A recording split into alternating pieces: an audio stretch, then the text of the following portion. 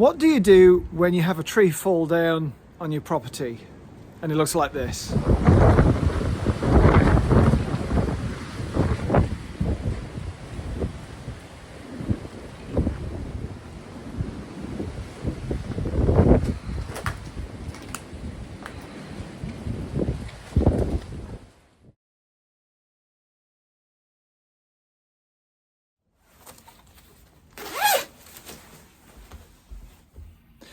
Hi, I'm Paul, this is Science That Sticks, and today I'm actually going to be partly in here but mostly outside.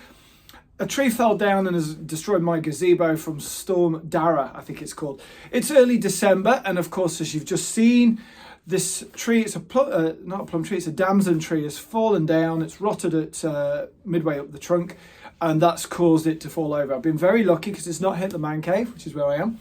It's not hit the cabin. It's not hit any of the other outbuildings, which is really good news.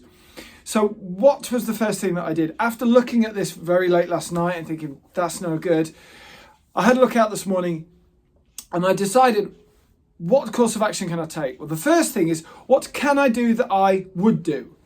And the first thing is, well, I can use the loppers. Well, these are the loppers. So all the thin parts, all the small branches and limbs that are on the left-hand side, they're going to be cut down so that I've just got the main bulk of the trunk left. Once I've done that, I'm going to use the bowline, which is this, which is designed, you can see that it's got a very, very razor sharp blade on it. It's fantastic for cutting through small to medium sized tree trunks. If it was anything bigger than say 14 inches across, like a snare from a drum, then I would probably be getting someone in because I'd need a chainsaw, and there's no way I'm touching a chainsaw because I like having my fingers. That said, I do have a mini electric steel. This is not merch, you can't buy this. I mean, you can buy this, but I wouldn't recommend that children do so. But for just getting started and some parts where I'm a bit tired, this is useful. But this is going to be out of charge. It's battery operated, so I'm going to need to charge that whilst I'm cutting off the limbs. So my plan of action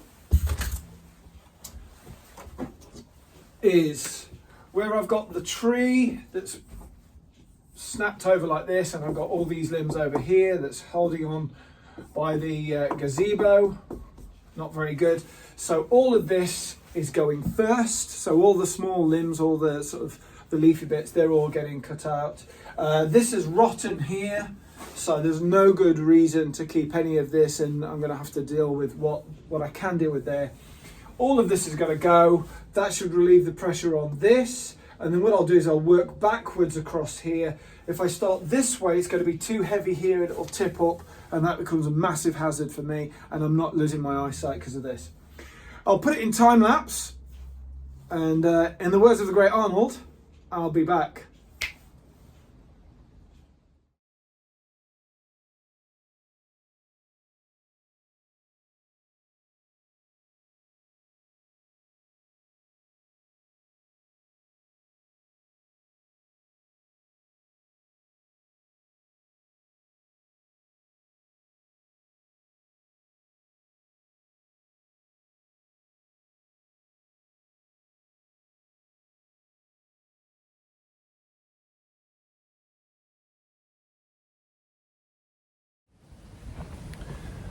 Okay, one of the really nice things about doing this, if there is such a nice thing, is that you can actually see a touch of green around the inside here.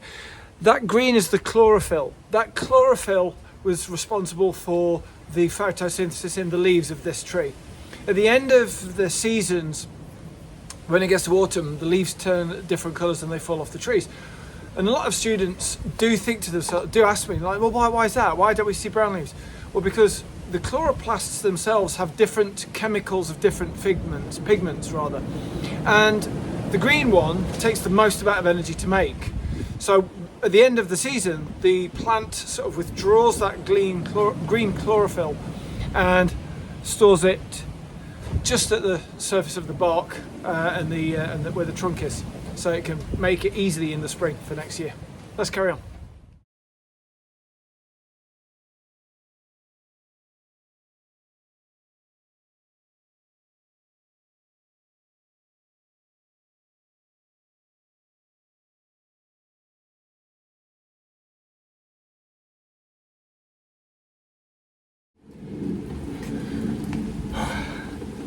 that's all of it done. Just this bit left. Thanks for watching. I'm going to take this to bits. You don't need to see that. Stay cool. Till next time, bye bye.